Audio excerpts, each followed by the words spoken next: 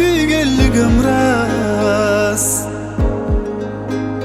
İşten ökünsem de seni suygelligim ras. Men köp dertke tolup şürgenlerde barmegen,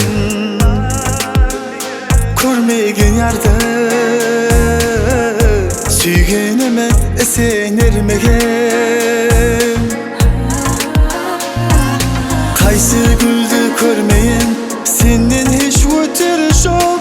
Magan kevlen anamet tek özüngde süyeyen. Kaysı uludu körmeyin senden hiç öteri şok. Süygenligim ras seni süyemen. Nalım ayman bir köne bizge bakıp bularda.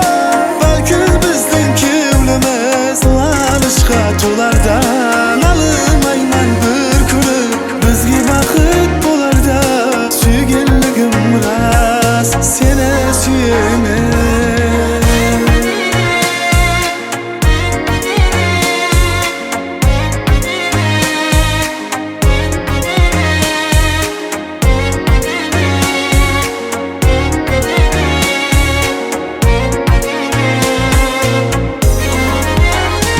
Özümden artık solu ezlep gezdim tapmadım. Başkaga kevler bolmasligini özüm anladım. Kaysı güldü körmeyin senden hiç öteri şok.